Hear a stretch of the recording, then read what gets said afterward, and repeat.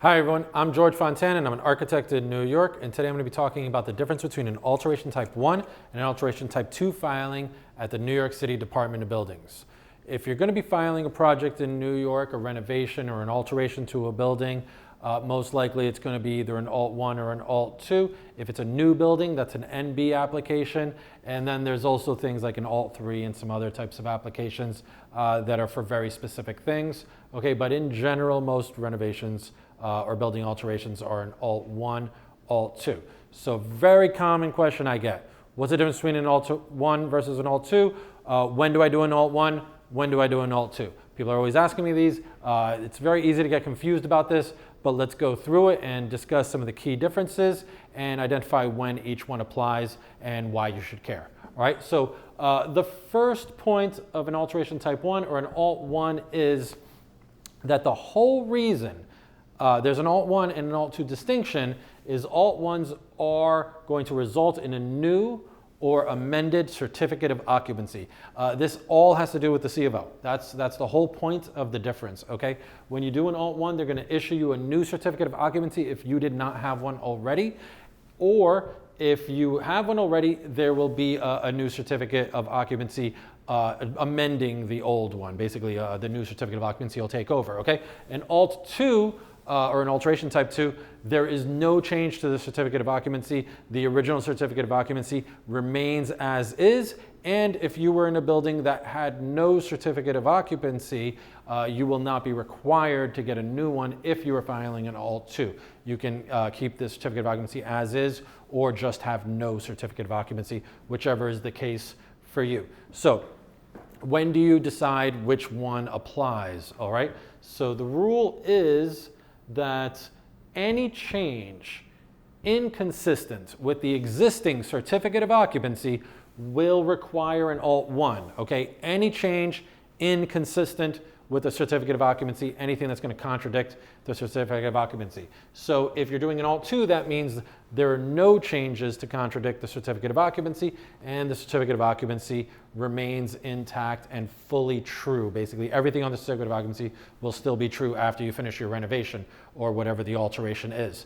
Now, what do you do if you don't have a Certificate of Occupancy, right? This is very common. Old buildings in New York City didn't require Certificate of Occupancies up until a certain point. So you're going to do some research on these buildings to figure out what is the existing legal use, okay? You can file a letter of no objection, which we're going to talk about later, that'll determine the existing legal use. All right, but I have a really good system for this. What I do is look at the building, figure out whatever documentation you have, figure out what the proper legal use is, and write out what the Certificate of Occupancy would say, just as if you were doing a new one. Okay, and then you write next to it what your proposed Certificate of Occupancy should say. And if you find any discrepancies or any inconsistencies, you then will need to file for a new Certificate of Occupancy and file an Alt 1. If in that case there are no discrepancies, just proceed with an Alt 2. Okay, now what other situations are you going to need an Alt 1? All right, the Department of Buildings building code requires any change in use, occupancy, or egress to have an Alt 1 filed and to receive a new Certificate of Occupancy upon completion.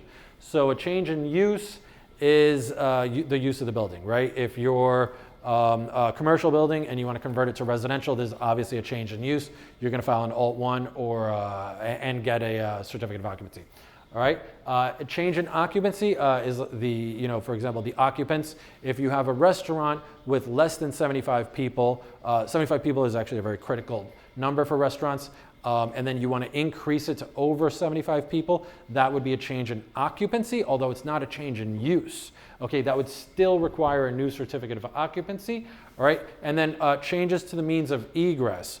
The egress are the exits to the building, the stairways, these types of things. This is going to require a change in the Certificate of Occupancy. Okay, now Alteration Types 2 has no change in use, occupancy, or egress. Very critical distinction between the two. So make sure to verify that before determining which way you're going to file. Why do we care? All right, what difference does it make, right?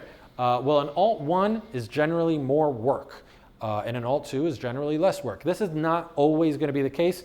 There are certain easy Alt 1s, there are certain easy Alt 2s, there are complicated Alt 1s and complicated Alt 2s. So it really matters the individual job, but generally speaking, with required items, what you have to do to complete the project, your Alt 1 will have more and your Alt 2 will have less. So the code requirements may be more strict on an Alt 1. The procedural requirements and the inspections may be increased on an Alt 1. For example, in order to get a certificate of occupancy, the Department of Buildings has to do a final inspection, whereas on an Alt 2, the architect on the job can do a Directive 14 inspection, which means the architect himself or herself will do the final inspection on the job and the Department of Buildings will not do it. Okay. There are also other code issues. For example, change in use in New York City will generally require fire sprinklers unless the proposed use is exempt from fire sprinklers. Okay, whereas if you're doing a Alt 2 in a space that doesn't have fire sprinklers, you're not going to be required in most cases to add any type of fire sprinklers. Okay, so that is a key difference. Of course, every job should be assessed on a case-by-case basis. All right. Now, let's talk about some examples between the two. All right, what's a situation where you're going to file an Alt 1? So I already said if you're converting from a commercial use to a residential use, or from a residential use to a commercial use, that's an obvious Alt 1, needs a new certificate of occupancy. Okay, even if it's just part of the building, doesn't matter. Doesn't have to be the whole building. It could be one small portion, one floor, one area. But if the use is changing, you're getting a new certificate of occupancy. Okay. Additions to buildings. In general, building additions are going to require a new certificate of occupancy. If you're adding floors to a building, okay, that's definitely going to require a new certificate of occupancy. So any change in the number of stories, 100% needs a new certificate of occupancy and an Alt 1. All right, increase in the number of apartments. Doesn't matter how many apartments you have. You've got a residential building, you're increasing the number, you're doing an Alt 1, getting a new certificate of occupancy. This will apply if you're going from a 2-family to a 3-family, or if you're going from 200 families to 201 families. You're doing an Alt 1, getting a new certificate of occupancy, always. All right. Change in the number of occupants to the space. We used the example already of the restaurant, right? If I've got a restaurant seating for 50 people and then I hit that critical point of 75 people, you're going to get a new certificate of occupancy after that. All right. And then one that we get a lot of questions about is roof decks. This is a complicated one. In some situations, you're going to need a certificate of occupancy for a roof deck. In some situations, you're not. Total case-by-case basis. There's a lot of rules on that. We'll probably do another video just on that subject. Okay. Now let's talk about Alt 2 examples. When do you do an Alt 2? When do you not need a new certificate of occupancy? Okay, so any kind of basic interior renovation, you're doing an apartment renovation, just file an Alt 2 in most cases. You're doing an apartment combination. This is a big one. We do these all the time. So apartment combinations will generally not require an Alt 1. They can typically be done in an Alt 2, but there are certain cases where you're going to have to do an Alt 1. Okay, we're going to have another video on that topic alone, but in most cases, if you follow the rules for doing an apartment combination as an Alt 2, you'll be fine and you can make that work. Otherwise, it's got to be an Alt 1. All right, commercial renovation. Just a restaurant interior renovation if you're not changing the seating, if you're not hitting any critical points there, no change in occupants, any basic office renovations are going to be filed as an Alt 2. Okay, adding a wall or removing a wall in most cases is an Alt 2, straightforward job, no need to file an Alt 1. Okay, adding a bathroom or removing a bathroom also, that's an Alt 2, no need for an Alt 1. Adding a bedroom is almost always going to be an Alt 2. There are certificates of occupancy that were issued at a certain time period where they recorded the number of habitable rooms on the certificate of occupancy. This would result in a change inconsistent with a certificate of occupancy, as we discussed before. So in that case, I recommend you talk to the deputy commissioner at that given borough office, because you got to figure out if you need to file an Alt 1 or an Alt 2 on that. So that'll be case by case basis. But in most situations, adding a bedroom to an apartment, if you're going from a 2-bedroom to a 3-bedroom, doesn't require a certificate of occupancy. But you got to verify that. Okay. As I said, roof decks, sometimes they're Alt 2s, sometimes they're Alt 1s. There's a whole list of issues there that you have to go with and determine what applies. So that's a little complicated. That's going to be a separate video. All right. Now, key points. Any alteration where you receive an LNO or an LOV will most likely be able to be filed as an Alt 2, unless you're changing something out of the scope of an LNO or an LOV. Okay. So the letter of no objection or a letter of verification, LNO, LOV, are documents that'll verify or see if the DOB has any objections to a specific use. All right, so I'll give you an example.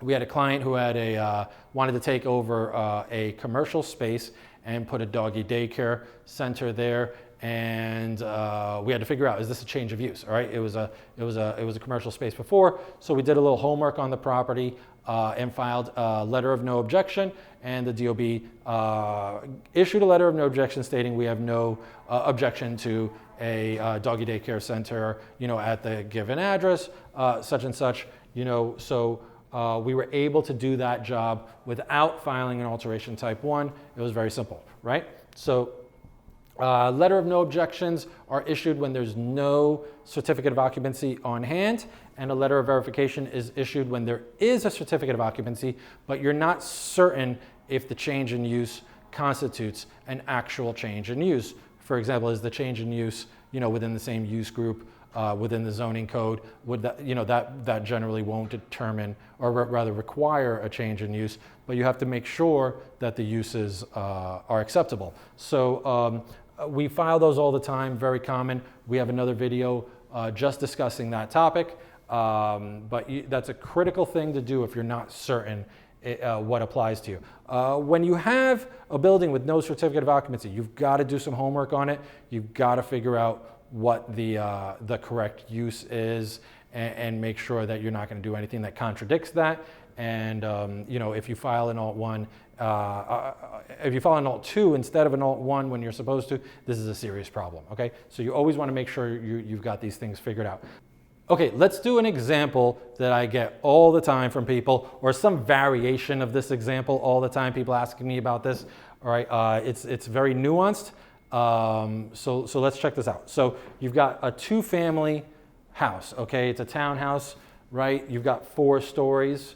All right, 1 family is on the 1st and the 2nd floor. 1 family is on the 3rd and the 4th floor. Okay, then you're proposing to make an alteration where 1 family will occupy 1st, 2nd, and 3rd floors, and the 2nd family will occupy the 4th floor. So you're going from 2 and 2 to 3 and 1, okay? But it's still got 2 families in both situations. Does this require a new certificate of occupancy? Does this require an Alt 1, or does this require an Alt 2? What do you think? If you said this requires an Alt 1, you are correct.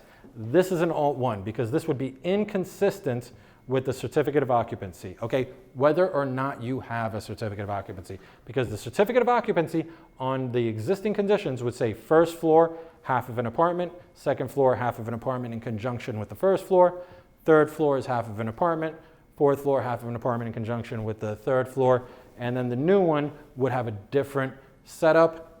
It's a contradiction against the existing certificate of occupancy. This is an Alt 1. That's probably the most common confusion about Alt 1s that I see, but this is 100% an Alt 1. All right, if you've got no certificate of occupancy, you've got to do your homework and do some research on the building and prove where the floors are and verify all that information, okay? So a lot of research is required for these types of situations. These are the differences between an alteration type 1 and an alteration type 2. The differences are very critical, very important that we do not mix these up. Subscribe, leave comments below, let me know if there are any subjects you want to discuss. Thank you for listening.